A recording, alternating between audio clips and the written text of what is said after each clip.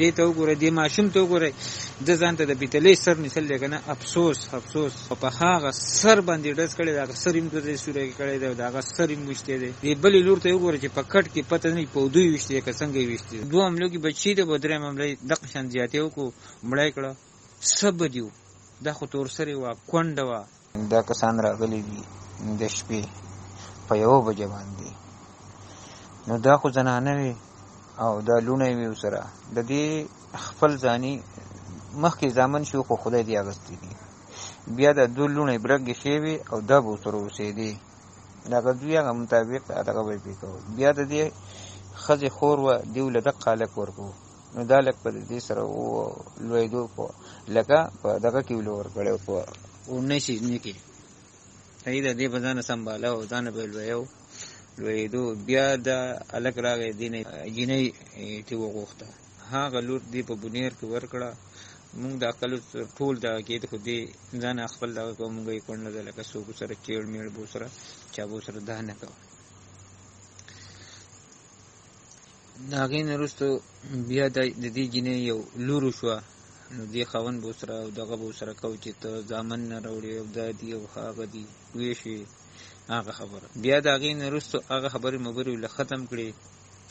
بیا یې د بل هلک انظام ولګاو چې ستا د دې هلک سره لاس دی، نو په هغې باندې ډبلینګ وکړو او په هغې باندې د انډیا د اداکارو تصویران او په بله طریقه هغه دغه یې وکړه. بیا په عدالت کې د دې کیس هم روان و، د دې هلک نه موبایل واغسته او د هغو نه هم واغسته، هغه موبایل اسلام آباد ته ولېږلي. په هغې باندې اوس هم کیس چلېدو او د دې دا خبره چې وه دا په کیس کې روانه وه. خو اوس والله علیم زما د طرفه مجرم دقه دی او دقه دی. پوه شي، اوس پولیس چې دي او SHO تڼهدار هغه مجرم ته نه رسي. زما چې کم زما وارثان دي، زما کسان دي، پاکو باندې لاس اوچتوي، هغه یې نیسلي دي او په تڼه کې کېنول دي. نور دس زیاتې نه دی، مجرم په دغه کې دی چې خدای خبر چې کور ته به را رسېدلی نه وي رسېدلی، او بدې غر باندې دا دغې کو او بدیو باندې وایي دا 3 معامله ده. اوس دغه دی خبر شوم چې بدیو دا 3 معامله ده. په 2 حملو کې بچي دی، په 3 معامله یې دغه شان زیاتې وکړو، مړی کړه. څه بدي وو، دا خو تور سرې وه، کونډه وه. د چا نه خو 2 روپۍ نه دي غوښتي چې مال راکړه او زه وږېمه. خو زه تللی بل تلی هغو له 15 روپۍ 10 روپۍ 20 روپۍ ورکړي دي او ځانه به یې د کور هغه نغری به یې ګرم ساتو. یو مسلمانانو ولې کوئ دا زیاتې، ولې کوئ؟ زما سره د انصاف وشي او دیو له د انصاف ورکړی شي. انصاف زیاتې شوی دی. یرونو وګورئ چې په کم انداز باندې په سټیم باندې د شپې په 12 بجې دا کنډر شروع شوی دی، بدې پسې کنډر والی شوی دی، بدې پسې کور ته اوښتي دي او بیا پسې بره ټیم مات شوی دی او بیا یې دنده قتل کړي دي. د دې سره کمه سونه پرته وه، د دې سره کم مال پروت و.